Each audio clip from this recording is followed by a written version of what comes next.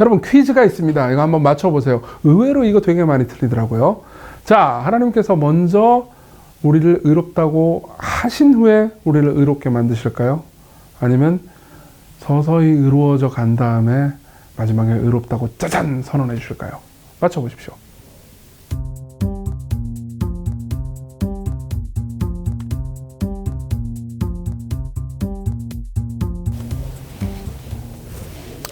안녕하세요. 뉴시티 교리문답 32문 지금부터 시작합니다. 먼저 읽어드리겠습니다. 칭의와 성화는 무엇입니까? 칭의는 우리가 하나님 앞에서 의롭다 칭해졌다는 뜻입니다. 이것은 그리스도가 우리를 위하여 죽으시고 부활하셨기 때문에 가능합니다. 성화는 우리가 점차 의롭게 된다는 뜻입니다. 이것은 우리 안에서 일하시는 성령의 역사로 가능합니다. 자, 먼저 칭의부터 한번 생각을 해보죠. 칭의와 성화, 여러분들이 많이 들어보셨을 겁니다. 그죠? 그런데 실제로 이 개념들을 잘 몰라가지고 되게 헷갈려 하는 경우도 굉장히 많거든요. 그리고 요 순서가 되게 중요해요. 좀 이따 얘기하겠지만 이 순서를 헷갈리시면 절대 안 되거든요. 먼저 칭의, 성화 이렇게 하나씩 말씀드릴게요. 칭의는 우리가 예수 그리스도 안에서 우리가 의롭다고 칭해진 겁니다. 여러분 여기서 조심해야 되는 게 있어요. 의롭다고 칭해진 겁니다. justification이라고 말하거든요. 영어로는. 그죠? 근데 이게 되게 재밌는 게요. 여러분 로마 카톨릭 있잖아요. 카톨릭에서는 이 justification을 뭐라고 번역하냐면 칭의라고 번역하지 않아요. 의화라고 번역됩니다. 다시 말하면 의롭게 변화되어 간다는 거죠. 여기는 뭐예요? 과정이 존재하죠. 그렇죠? 그러니까 성경에서 말하는 justification은요. 로마 카톨릭에서는 과정이라고 말합니다. 근데 이거는 성경을 정확하게 설명한 게 아니에요. 성경에서 사도 바울이 특히 이 칭의라는 단어를 쓸 때는요. 과정으로 묘사하지 않습니다. 단번에 이루어지는 일이라고 말해요. 우리는 여전히 더러운데 깨끗하다고 여겨주는 겁니다. 칭해주는 거예요. 우리는 여전히 불의한데 그죠? 의롭다고 칭해주는 겁니다. 여겨주는 겁니다. 이거는요. 언제 일어나냐면요. 우리가 예수 그리스도를 믿음으로 받아들일 때 거의 즉시 일어납니다. 그냥 즉시 일어나는 거예요. 과정을 거치는 게 아닙니다. 즉시 일어납니다. 우리가 예수 그리스도를 믿는다고 갑자기 너무 깨끗해지고 너무 하나님 착한 일 앞에만 하고 싶고 이렇게 살지 않잖아요. 여러분 그런 경험 없습니까?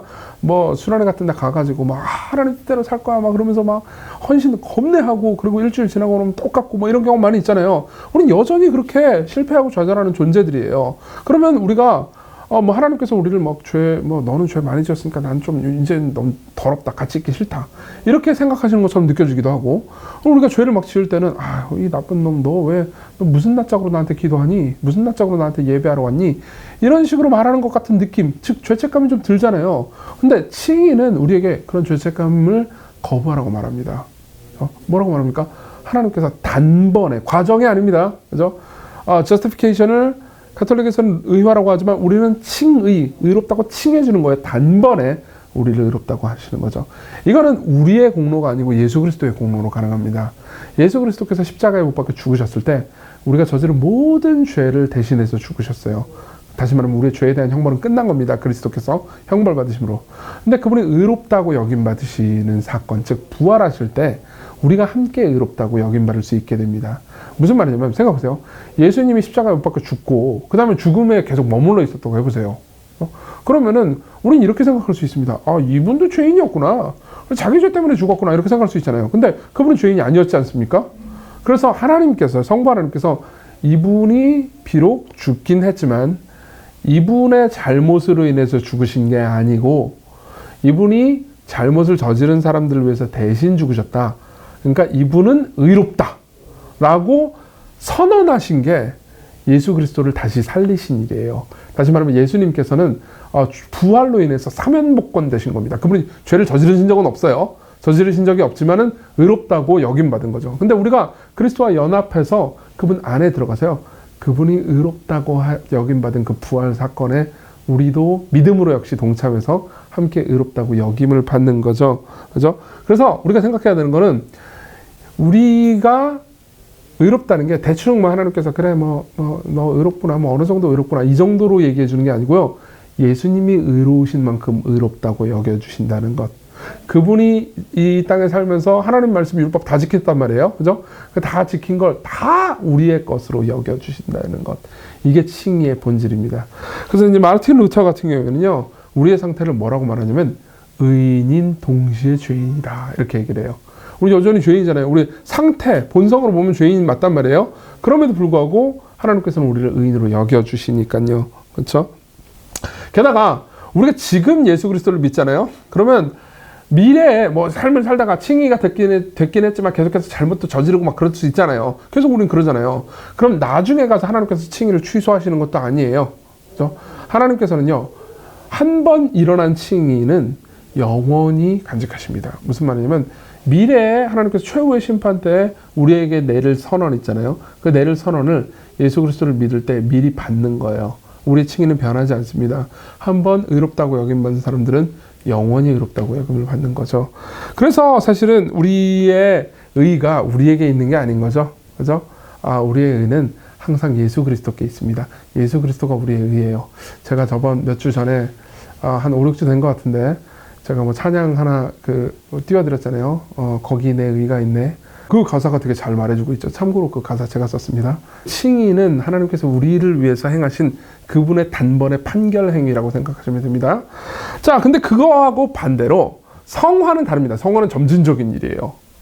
물론 이제 성화도 단번에 일어나는 성화가 결정적 성화라는 게 있습니다. 근데 이건 좀 더 교리를 깊이 들어가는 거라서 나중에 또 기회가 있으면 이 결정적 성화에 대해서 말씀드릴게요. 하지만 이제 일단은 우리는 그러니까 성화는 점진적이구나.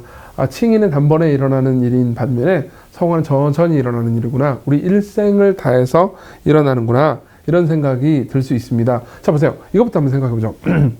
칭의 이야기를 들으면 대부분의 사람들은 그런 질문들을 해요. 그러면 이제 우리가 의롭다고 여김받았으니까 우리 막 살아야 되겠네? 우리가 원하는 대로 죄 짓고 살아도 계속해서 하나님께서는 나를 의인이라고 칭해 주시겠네? 이런 식으로 생각할 수 있어요. 그죠? 물론 이론적으로는 틀린 말이 아닙니다. 하지만 그렇게 살 수 없습니다. 이 필립 얀시라는 이제 기독교 작가가 있는데요. 이 사람은 이런 질문에 대해서 굉장히 유쾌한 대답을 하나 내놓습니다. 거기에 대해서 제가 읽어드릴게요. 결혼 첫날 밤 신부에게 이렇게 이야기할 신랑이 있을까? 당신을 정말 사랑하오. 평생 당신과 함께 살고 싶소. 하지만 몇 가지 짚고 넘어갈 게 있소. 결혼 후 나는 다른 여자들과 얼마나 깊이 사귈 수 있는 거요? 같이 자도 좋소? 키스해도 좋소? 가끔씩 바람을 피워도 괜찮겠지? 당신이 속상하긴 하겠지만 배반한 나를 용서할 수 있는 기회가 그만큼 많다는 거 아니겠소? 이런 바람둥이에게 어울리는 유일한 대답은 뺨을 한번 올려친 뒤 그럴 수 없느니라 라고 말해주는 것뿐이다. 그는 사랑의 기본도 모르는 사람이다. 이렇게 얘기를 해줍니다. 이게 성화를 설명해주는 굉장히 좋은 이 비유인 것 같아요. 우리가 칭의를 얻었다. 우리가 의롭다고 칭함받다. 그거는요, 단순히 법정적으로 우리가 의롭다고 여김받았다는 것뿐만 아니라 하나님과 드디어 관계가 생겼다는 겁니다. 그래서 그분과 나와의 사랑의 관계가 생긴 거예요. 성경은요, 그리스도를 우리의 신랑으로, 그리고 우리가 그분의 신부로 이제 여김받았다. 이렇게 묘사가 됩니다. 그럼 그다음부터 어떻게 살아야 되죠? 알콩달콩 사랑하면서 행복하게 살아야 되죠. 또 다른 비근한 비유를 하나 들어드리죠. 칭의는 마치 이런 것과 같습니다. 우리가 막 그냥 동네에 거지였어요. 막 여기저기 뭐 구걸만 하고 막 인생이 거의 뭐 쓰레기 같은 인생이고 교육도 하나도 못 받고 막 몸도 더럽고 막 하여튼 그렇습니다. 근데 왕이 지나가다가 우리를 딱 픽을 한 거예요. 그래서 이정규 이렇게 비참한 인생을 살고 있구나. 내가 너를 왕자로 여겨주겠다. 내가 너를 내 아들로 삼아주겠다. 그런 거예요. 그죠? 나는 범죄도 많이 저지르고 막 그랬는데 그 모든 것들을 다 범죄를 없이 해주고 사면복권을 시켜줍니다. 그래서 왕국에 드린 겁니다. 이게 칭의예요. 사실 이건 정확히 말하면 양자됨이긴 한데 어쨌든 칭의로 말미암아서 이런 일이 생긴 겁니다. 그죠? 그러면은 이제 왕은 나를 가만히 냅두느냐? 절대 그렇지 않죠. 그죠? 궁중 예법들 배워야 될 거 아닙니까? 그죠? 그리고 이제 왕자면 나중에 이 전 우주를 다스려야 될 수도 있어요. 우리는 결국 그런 상속을 받게 됩니다. 그죠? 그럼 어떻게 되겠습니까? 이게 나라를 다스릴 지혜와 지식과 도량들을 갖추어야 되잖아요. 공부 엄청 해야 됩니다. 그죠? 그래서 내가 왕자라서 내 위엔 왕밖에 없고 모든 사람이 내 말에 순종해야 돼. 그렇게 마음을 먹고 있을 수 있어요. 그러면요, 왕은요, 우리한테 선생님을 붙여줄 겁니다. 수학 선생님, 도덕 선생님, 국어 선생님, 영어 선생님 막 붙여주면서, 그죠? 그 선생님들은 나를 엄청 갈굴 겁니다. 왕자님이시여, 지금 제가 드리는 이 간단한 숙제를 다 해오시지 않으시면 왕자님은 내일 엎드려 뻗쳐하고 엄청 개고생을 당하실 것입니다. 그러면서 내가 왕자인데 나한테 감히 그럴 수 있어? 그럼 다음날 빠따를 맞을 겁니다. 그죠? 선생님은 그럴 권한을 왕에게서 받았을 테니까요. 그죠? 이런 식으로 우리는 사랑을 받습니다. 하나님께서 우리를 내버려 두시지 않으세요. 때로는 징계하시고 계속해서 우리를 거룩하게 만드시기 위해서 그분이 노력을 하시죠. 그때 우리는 뭐가 필요해요? 우리의 순종과 의지도 필요합니다. 우리의 순종과 의지 때문에 성화되는 건 아니에요. 하나님께서 주도적으로 우리와 함께 하시지 않고 우리를 성화시키시려고 하지 않으시면 안 됩니다. 사실 이 일을 하시는 분이 성령님이에요. 여기 교리문답에도 뭐라고 말합니까? 이것은 우리 안에서 일하시는 성령의 역사로 가능합니다. 이렇게 이야기를 하죠. 근데 성령께서 주도하셔가지고 우리 계속해서 훈련시키시는 거예요. 그죠? 우리는 계속해서 도망가기는 하겠지만 어쨌든 간에 하나님께서는 우리를 끝까지 사랑하셔서 끝까지 붙잡으실 겁니다. 그렇기 때문에요. 우리가 이 문제에 대해서 생각할 때 하나님께서 우리를 먼저 의롭다 하시고 그리고 의롭게 만들어 가시는구나. 하나님 먼저 우리를 거룩하다고 선언하시고 그 다음에 거룩하게 바꾸어 가시는구나. 이렇게 생각하시면 됩니다. 여기서 절대 헷갈리지 말아야 되는 것은 순서가 틀리면 안 됩니다. 우리가 거룩하기 위해서 노력해야 거룩하다고 해주시는 게 아닙니다. 우리가 의롭기 위해서 죄를 막 안 짓는 노력을 해야 의롭다고 선언하는 게 아닙니다. 왜 이게 중요하냐면은 만일 그래야 우리가 의롭다고 선언되잖아요. 그러면요 우리는 이 모든 걸 사랑으로 하지 않을 거예요. 벌을 피하기 위해서 억지로 할 겁니다. 그렇죠? 그렇지만 우리가 먼저 입양이 되고 하나님께 우리가 왕자라고 칭함받고 의롭다고 칭함받고 그 다음에 하나님의 간섭 하에서 거룩한 삶을 살기 위해서 노력하잖아요. 그럼 우리는요 사랑으로 이 모든 것들을 행할 수 있어요. 사랑으로 순종할 수 있습니다. 윌리엄 쿠버라는 이 옛날 경건한 그리스도인 동시에 찬송가 작곡가가 있었어요. 그 사람이 쓴 찬송가 가사의 일부를 제가 읽어드릴게요. 예전에는 어떻게 더 자격을 갖출까 고민했지만 지금은 무엇을 주님께 드릴까? 이것이 나의 질문이네. 그리스도가 율법을 이루신 것을 보고 그분의 용서하시는 음성을 들으면 노예가 자녀로 변하고 의무가 선택으로 변하네. 이게 우리의 성화가 이루어지는 방법입니다. 우리 다음 주에 이걸 좀 더 자세히 보도록 할 겁니다. 자, 지금까지 시청해 주셔서 감사드립니다. 우리 또 다음 주에 다음 문답으로 보도록 하겠습니다. 여러분 지금까지 시청해 주셔서 감사드립니다.